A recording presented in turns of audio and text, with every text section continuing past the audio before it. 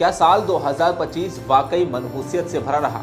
ये सवाल इसलिए उठता है क्योंकि इस साल की शुरुआत से ही देश ने एक के बाद एक ऐसे दर्दनाक मंजर देखे जिन्होंने इंसानी जिंदगी की कीमत और सिस्टम की संवेदनशीलता पर गहरे निशान छोड़ दिए। जनवरी से जून तक का समय ऐसा रहा मानो हर कुछ हफ्तों में कोई न कोई बड़ी त्रासदी देश को झकझोर देती हो। हादसे, आतंकी हमले, भगदड़ और दुर्घटनाएं।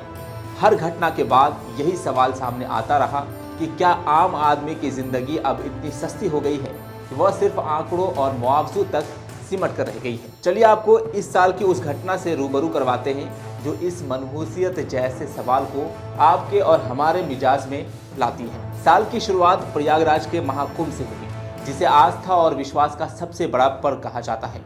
144 साल बाद पड़े इस महाकुंभ को बेहद शुभ बताया गया और करोड़ों श्रद्धालु संगम में डुबकी लगाने पहुंचे। लेकिन 29 जनवरी को मौनी अमावस्या के दिन संगम तट के पास मची भगदड़ ने इस पवित्र आयोजन को मातम में बदल दिया। शुरुआती रिपोर्ट में 30 से ज्यादा लोगों की मौत की बात सामने आई, दर्जनों लोग घायल हुए। बाद में जांच और मीडिया रिपोर्टों ने मौतों की संख्या को लेकर गंभीर सवाल खड़े किए। मुआवजे और जांच के आदेश जरूर दिए गए, लेकिन ये सवाल रह गया कि क्या इतनी भारी भीड़ के बावजूद इंतजाम नाकाफी क्यों साबित हुई। कुंभ की 30 अभी कम नहीं हुई थी कि फरवरी में देश की राजधानी दिल्ली एक और हादसे की गवाह बनी। 15 फरवरी की रात नई दिल्ली रेलवे स्टेशन पर भगदड़ मच गई। प्रयागराज जाने वाली ट्रेनों की देरी, प्लेटफॉर्म बदलने की अफवाह और भीड़ को संभलने में प्रशासन की नाकामी ने कई जिंदगियां छीन ली। महिलाएं, बच्चे और बुजुर्ग इस भगदड़ का शिकार बने।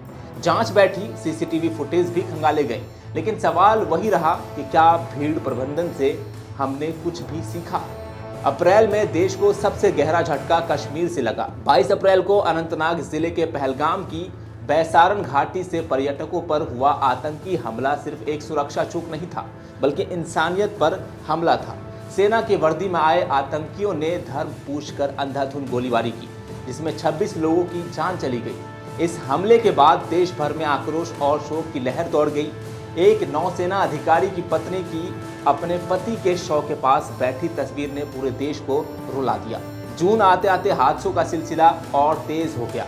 बेंगलोर में आरसीबी की आईपीएल जीत का जश्न लोगों के लिए खुशी की जगह मातम बन गया। चेन्नई स्वामी स्टेडियम के बाहर मची भगदड़ में 11 लोगों की मौत हो गई।